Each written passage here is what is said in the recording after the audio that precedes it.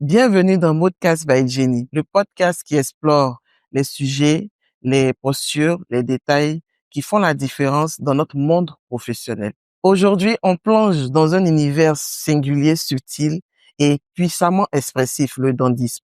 Plus précisément, le dandisme en milieu professionnel. Pour en parler, j'ai le plaisir d'accueillir Monsieur David Cédric Oyou, styliste, consultant en images, historien de la mode ou expert reconnu, passionné de l'esthétique et fin connaisseur de la mode masculine et de ses codes.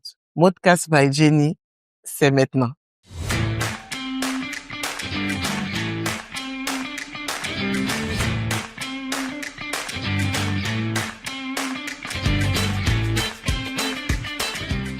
Alors, bienvenue Dave au Modcast by Jenny. Merci.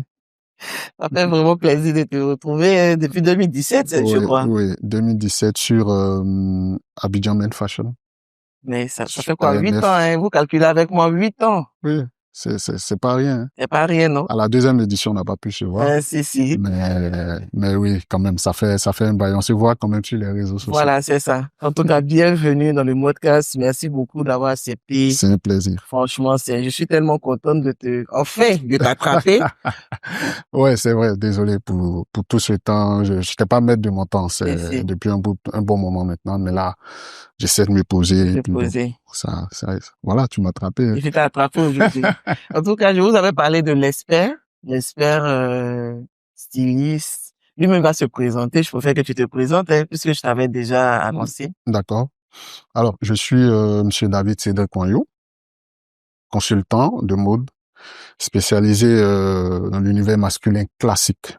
Alors, je travaille avec des marques, des maisons assez traditionnalistes, d'un savoir-faire transmis de façon générationnelle. Et mon travail porte sur la façon de se présenter de l'homme dans la société, parce que la façon de se vêtir en société, c'est avant tout une posture sociale. C'est avant tout une déclaration de qui on est. Et ma foi, c'est important pour l'homme de se vêtir, savoir se vêtir selon le temps et les circonstances. Et c'est là que j'interviens. Donc, je développe la garde-robe de personnes dont j'ai la gestion. Je travaille sur le style, l'identité vestimentaire et quelque peu l'image de certaines personnes.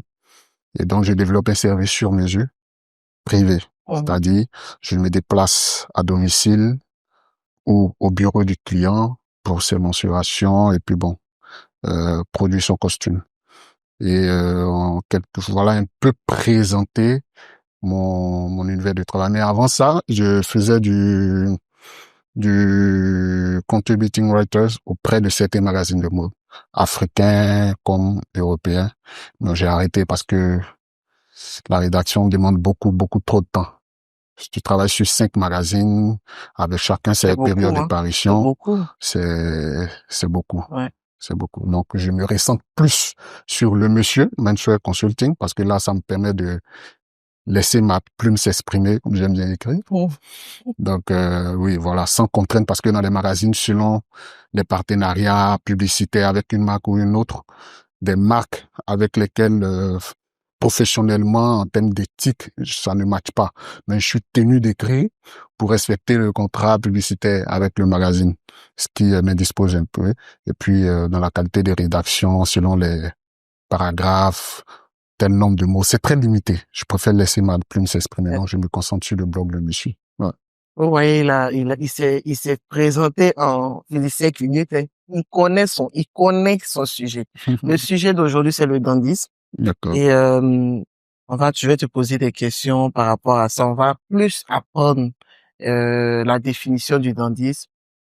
En quoi est-ce que le dandisme est utile pour la mode masculine? Voilà. Donc déjà, qu'est-ce que le dandisme exactement et d'où vient ce courant historiquement? Alors, le dandisme, c'est l'art de se distinguer par l'élégance et l'attitude. Ce n'est pas qu'une question de mode. C'est une manière de vivre, une manière d'exister. Alors, historiquement, il faut dire que le dandisme est d'origine anglaise, autour du 19e siècle, par le biais de Georges Brumel. une figure emblématique du dandysme, qui se distinguait par son raffinement, sa sobriété. Et de l'autre côté de la Manche, en l'occurrence en France, le dandysme a été promu par des figures telles que le célèbre écrivain Charles Baudelaire, qui l'a fait passer même au niveau de philosophie, une philosophie qui veut que l'homme transforme sa vie, son quotidien, tel une œuvre d'art. Voilà. Peut-on parler aujourd'hui d'un retour ou d'une réinvention du dandysme? Bien sûr, absolument. Le dandysme dans son costume rigide et son formalisme d'antan n'est plus le même aujourd'hui. Aujourd'hui, dans une société qui se veut uniformisée, toute, toute forme ou tout désir de se démarquer de la masse, de se distinguer est en soi une déclaration dandy. Et oui, naturellement, c'est une forme aujourd'hui. Le dandy est celui-là qui s'exprime dans sa manière de se vêtir de manière très distincte et originale. Alors, selon toi, l'essence même de la posture dandy, est-ce un style, une philosophie ou une revendication? Avant d'être une question stylistique, le dandysme est avant tout une posture revendicatrice. Dans le sens où, je te donne un exemple. Le dandysme originel anglais est parti de, comme je disais, Georges Brumel.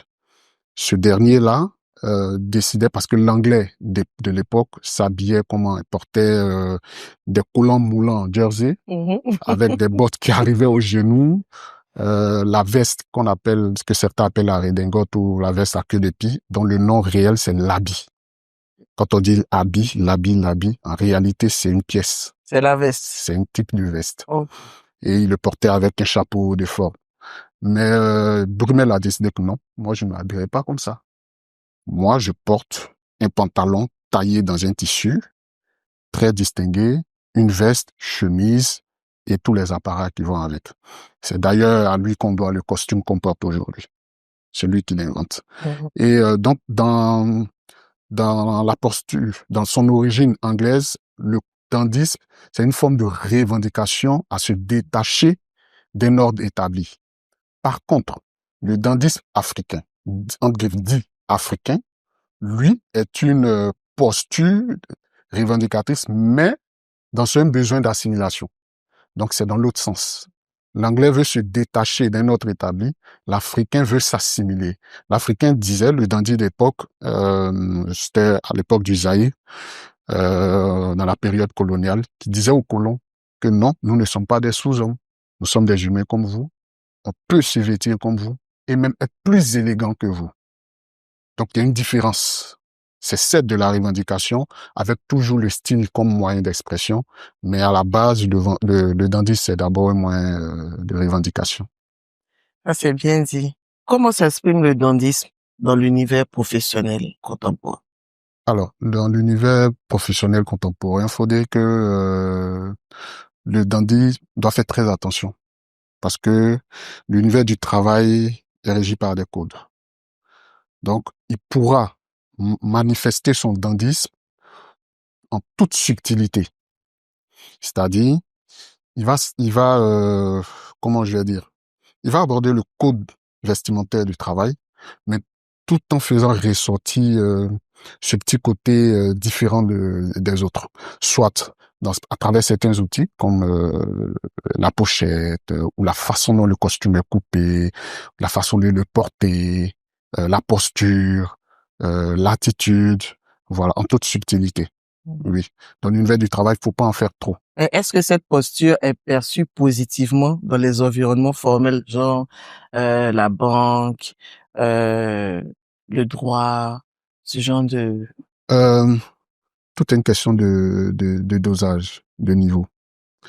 Quand tu as conscience de l'entreprise dans laquelle tu es, tu incarnes cette entreprise-là partout où tu vas. Ok? Donc, le dandy, toujours dans le domaine professionnel, il va jouer toujours sur la sobriété. Ça ne va pas l'empêcher d'exprimer cette forme, ce chien stylistique là. Ça ne va pas l'empêcher de l'exprimer, mais tout en respectant le cadre de travail. Comme je disais, dans la pochette, la façon de nouer la cravate, dans la largeur des revers de son costume, mais tout en restant sobre, minimaliste et toujours chic. Ouais. Ok, mais y a-t-il une frontière entre l'élégance affirmée et extravagance déplacée dans le cadre professionnel? Il y a un risque. Ça, faut le dire. Il y a un risque parce que une extravagance déplacée va détourner l'attention des compétences. Effectivement. Or, ce n'est pas le but. Mais l'élégance en elle-même, par nature, d'abord l'élégance, fait appel à la notion du respect. Le respect de soi-même, le respect d'autrui, mais aussi le respect de son environnement. L'environnement où tu évolues, que ce soit professionnel ou extra-professionnel. Donc, naturellement, s'il en fait trop, il pourrait passer pour quelqu'un d'imbu de sa personne, de trop superficiel, trop porté sur l'aspect esthétique, au détriment de son devoir professionnel. C'est ça. Mais c'est là où il doit contrebalancer. C'est pourquoi j'ai parlé de dosage. Oui. Pour faire simple, le dandisme dans l'univers professionnel, c'est une question c'est comme la grammaire. Le vocabulaire est utilisé selon le contexte. C'est ça. Voilà. Ouais. Pour faire simple, on va dire ça comme ça. Donc, quels sont les risques ou les clichés auxquels fait face un professionnel bandit au sein de son entreprise? Comme j'ai dit, il risque de passer pour quelqu'un d'imbu de sa personne parce que trop porté sur son apparence, sur l'esthétique. Or, on sait, dans l'univers du travail, avec les collègues, on finira par te lancer les regards, il fait trop genre, tu vois. Et ça te colle une forme d'étiquette et tu ne seras pas forcément apprécié de tout le On monde. regarde pas tes qualités professionnelles aussi. Ce pourquoi tu es venu. On Voilà. voit plus Voilà l'apparence. l'apparence, tu vois. Donc, tu peux être un dandy, mais il faut être dans la mesure. Mais être très bon dans ce que tu produis comme boulot. C'est là que tu pourras toujours être. Moi, je connais, j'ai des clients, mais vraiment avec un chic, mais t'imagines pas. Malheureusement, ils bossent dans un univers de travail où les codes sont c'est très compliqué. Il peut pas se permettre de porter certaines pièces au risque de vexer un peu son patron Ouais. ou se dire que mais lui, c'est moi qui le paye. Comme il a les moyens de s'offrir ça, tu vois? Ouais. Alors que le grand patron lui-même, là, la montre qu'il a au poignet, tu vois, donc parfois c'est compliqué. Donc, Ouais. le gars, parfois, il m'écrit très souvent, bon, C'est pas facile. pas sur des couleurs, mais assez sobre, voilà, ne pas oser. Faut plus, là où il faut s'amuser, dans le domaine professionnel, le dandy pourra s'amuser sur les pochettes. Oui. Sur les pochettes et quelque peu dans les chaussettes. Pas aller dans la flamboyance. Non. Toujours rester dans la mesure. Dans l'univers du travail, si tu dois porter des chaussettes de couleur, pas sur des chaussettes qui ne sont pas flamboyantes. Je peux porter du rouge. Je vois Abidjan, c'est un effet de mode. Non, c'est le rouge. Tout le monde porte des chaussettes rouges. Le rouge cardinal, Aussi. mais bon, c'est un effet de mode qui revient. Parce que des gens ont découvert il y a à peine, mais pourtant, le port des chaussettes rouges, c'est un code. Ah, c'est un code. Dans l'univers ecclésiastique, les cardinaux portent le rouge et selon le grade, certains vont porter des chaussettes blanches. Le pape porte des chaussettes blanches, les autres vont porter des chaussettes vertes, bleues, ça dépend. Allez. Tu vois. Dans le cadre du travail, tu veux porter des chaussettes rouges, tu passes sur du rouge bordeaux. Ok. Tu vois, c'est du rouge, mais c'est assez sobre. Tu veux partir sur du vert, C'est c'est la transition, même c'est ma voilà. question qui vient. Donc, faut nuancer sur des coloris assez sobres. Voilà. En fait, c'était ma question qui venait, les conseils pour intégrer une touche dandy sans heurter les codes de l'entreprise. C'était plus ça. Je vais pas aller plus loin. Je prends mon cas. À l'époque, je bossais dans une banque. Et en bon stagiaire, tu cherches À impressionner. à impressionner déjà dans le travail, mais aussi à te démarquer parce que la banque, partout où tu vas, il y a cette image-là qui Oui, doit pouvoir rassurer les clients. l'apparence compte beaucoup. Donc, à l'époque, j'avais pas beaucoup de moyens. J'en ai toujours pas d'ailleurs. Non. J'en ai toujours Il a pas dit à d'ailleurs. l'époque, on note ça. Mais oui, je trouvais le moyen, je jouais beaucoup sur les accessoires. Beaucoup sur les accessoires. La cravate, la pochette, les chaussettes. Voilà, quand à l'approche du week-end, les vendredis, je nouais un peu de carré de poche comme ça au cou, tu vois, que je lui mettais dans la chemise. Mais il y avait toujours ce chic-là, tu vois. Donc, oui, dans l'univers du travail, mais d'ailleurs, ça m'a permis d'être apprécié et finalement d'être muté d'une agence au siège de la banque, tu Merci vois. pour ce conseil. On va... Donc, oui, dans l'univers du travail, le dandy, ça sera plus sur les accessoires. Tu ne peux pas porter un costume de couleur très flamboyant. De base, pour se construire une garde-robe sérieuse, il faudra partir d'abord sur 3 costumes. En termes de couleur, hein. Un bleu marine, un gris clair ou gris moyen et le gris anthracite. Jamais de noir. Jamais de noir. Jamais. Le costume noir répond à 2 circonstances de la vie d'un homme. Les occasions funèbres. En ce moment, c'est la version de ville qu'on porte. Veste, pantalon, chemise blanche, cravate noire, pochette blanche. Et la seconde occasion, c'est lors des soirées caritatives ou les dîners, les soirées dînatoires. En ce moment-là, l'élégant va porter ou le dernier va porter un smoking. Voilà. Smoking, le nom smoking d'ailleurs vient de to smoke. Donc, tout ce qui est noir et sombre. Justement pour marquer une forme de distinction. Donc, c'est les 2 occasions où l'homme va porter un costume noir. En dehors de ça, dans l'univers du travail, il faut partir sur le gris anthracite. Le gris anthracite, c'est un gris qui est très foncé comme ça, qui tend vers du noir, mais ce n'est pas du noir. Voilà. Des chemises blanches ou bleu clair, des cravates de couleur mais très sobres avec des motifs discrets, de belles petites pochettes, des carrés de poche, des chaussures en cuir, des souliers très propres, bien entretenus. À la limite, un glaçage subtil juste au bout et au niveau du confort du soulier, impec. Voilà. Je suis tellement impressionné par ce qu'il dit parce que dans le milieu professionnel, on voit toutes sortes de costumes, de couleurs et en fonction des codes de certaines entreprises, certaines personnes ne peuvent pas vraiment s'épanouir côté style. Oui, oui, oui. C'est un peu compliqué comme ce que tu viens de dire. Alors, faut-il adapter son dandisme selon son poste hiérarchique ou son secteur? Bien sûr, bien sûr. Dans dans l'univers formel du travail, le dandisme sera contenu. Sera contenu. Il ne va pas s'exprimer dans toute sa flamboyance. Par contre, un dandy qui bosse dans l'univers artistique, oui, il va se lâcher. Il va laisser exprimer sa créativité, son chien stylistique. Il va laisser exprimer, parce que c'est ça, l'artiste. C'est pourquoi Balzac, quand il théorisait l'élégance, la philosophie quand il théorisait l'élégance, il a d'abord commencé par distinguer la classe sociale, tu vois, les artistes, les flâneurs, tu vois, des gens qui prennent le temps, enfin, en griffe qui paraissent, tu vois, qui prennent le temps au café, qui vont au théâtre, tu vois, et des gens qui travaillent. Donc, pour définir l'élégance, même, faut distinguer les classes. Tu vois. Avec la sociale. Voilà. Et, enfin, est-ce que je vais dire classe sociale, mais distinguer les attitudes, les habitudes aussi, la façon de vivre. Donc, il y a l'élégant artiste, il y a l'élégant flâneur et il y a l'élégant travailleur. Parce que ces 3 univers-là n'ont pas le même code dans la façon de s'exprimer. Okay. Donc, lui, le dandy, selon son poste hiérarchique en administration, va être beaucoup plus sur la réserve, plus contenu. Ok.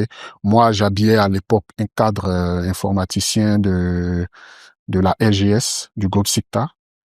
Tu sais, les informaticiens, là, ils n'ont que faire des vêtements. Si. Le mec, il porte son t-shirt, jean, paf, son sac à dos, son ordinateur dedans. Il est parti. Mais le jour, il a été menacé par le grand, parce que c'est un groupe suisse. Donc, le PDG était à Abidjan. Quand il a vu, il l'a menacé. Il dit, j'ai vu ton parcours, tu es majeur de l'IMP, UMPT, mais peu importe ce que tu as dans la tête, si ton image ne reflète pas mon entreprise, je vais me débarrasser de toi parce que des comme toi, il y en a plein. C'est comme ça que lui et moi, notre aventure commence. Et en travaillant sur son image, il est sorti de la boîte en tant que directeur informatique de la boîte parce que on apprenait à jouer sur les accessoires, mais en restant sobre. Sauf. Le mec, comme il n'avait pas l'habitude, on peut pas passer directement au Non, costume. pas. Faut une forme de transition. Du jean t-shirt, tu peux pas passer tout de suite Non, au c'est pas costume. possible. Psychologiquement, si là-dedans, tu n'as pas encore accepté cette posture, cette tenue-là, il y aura un déphasage entre l'attitude et la façon de revêtir cette nouvelle, parce que le style, c'est une question d'identité. C'est C'est une comment question tu te perçois, d'identité. Ouais. tu vois.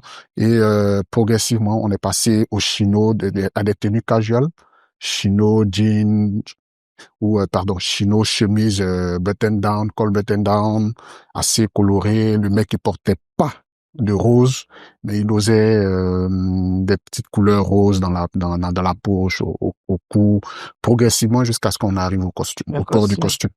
Au point où la prochaine fois que le PDG est arrivé à Abidjan, il a senti une grosse différence, tu vois. Et Et moi, depuis les jeans, les t-shirts, pour moi, c'est le plus, comment je vais dire, c'est le plus gros salaire. Tu vois? la plus grande Voilà, c'est satisfaction. ma plus grande satisfaction de voir comme ça quelqu'un qui est parti de là jusqu'à ce niveau-là. Ouais, bah oui, il n'y a pas plus satisfaisant. Donc oui, dans l'univers professionnel, selon le poste qu'on occupe, le dandy sera un peu plus contenu, voilà, plus sobre dans son expression. Dans l'univers artistique, oui, il va exprimer son exubérance, sa fibre artistique, et voilà, quoi. Mais quel serait ton mot d'ordre pour un professionnel qui hésite à assumer son goût pour le style? Après, comme je disais, le style, c'est d'abord comment tu te perçois, comment tu te définis.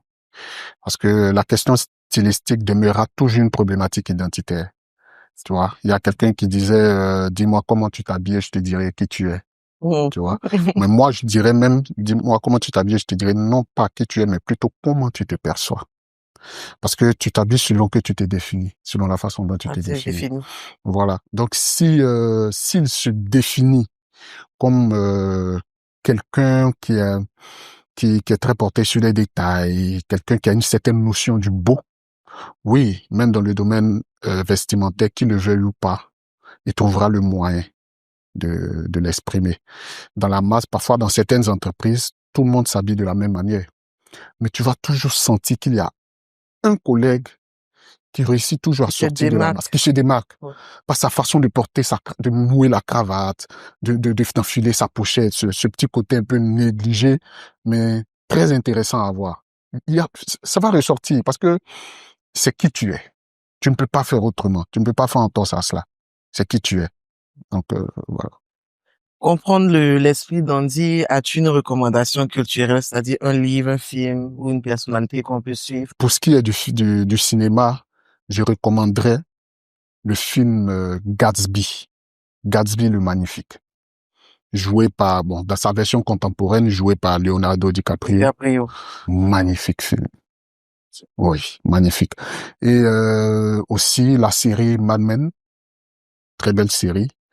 Mais en termes de littérature, je vous conseillerais beaucoup de lire Charles Baudelaire et Honoré de Balzac, Il y en a. qui a théorisé, qui a beaucoup écrit sur le dandysme, la philosophie de l'élégance.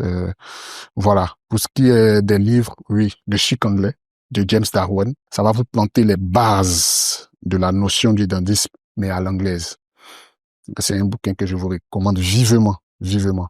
Tout élégant, tout puriste doit avoir dans sa Ça va, ça. bibliothèque ce bouquin-là.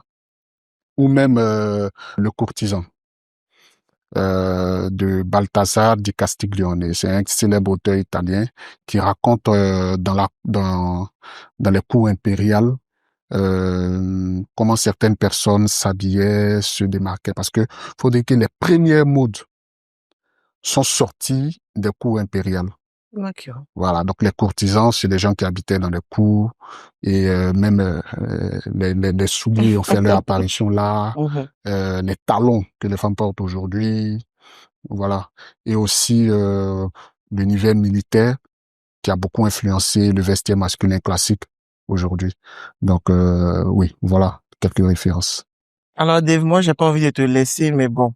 notre podcast tire à sa fin. Je pense qu'il faut que tu reviennes hein, parce que il y a beaucoup de choses à dire sur la mode masculine, tu Oui, vois. beaucoup.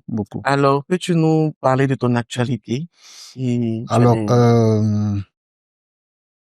on peut me retrouver déjà via les réseaux sociaux sur le monsieur, en un mot, le le monsieur.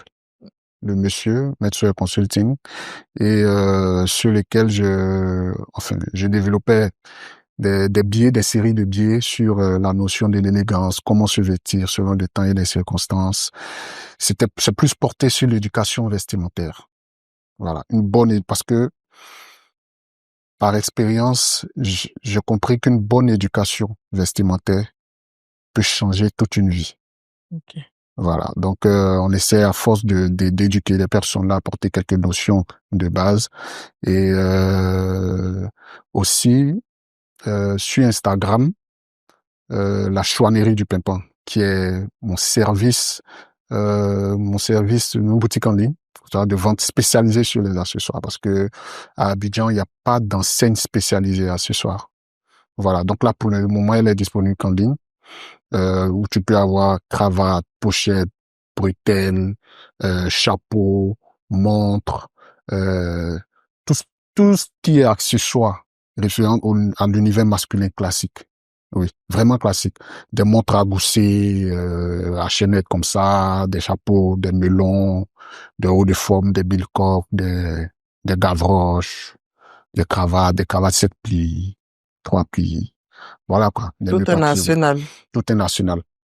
Et donc il y a le monsieur sur Instagram, sur Facebook, la chouannerie du pimpin sur Instagram, sur Facebook. Et en ce moment, je suis plus porté sur le projet de Fustel, qui vise à implanter la marque de Fustel 1974 à Abidjan, dont j'assure la direction C'est un très bon projet. au niveau d'Abidjan.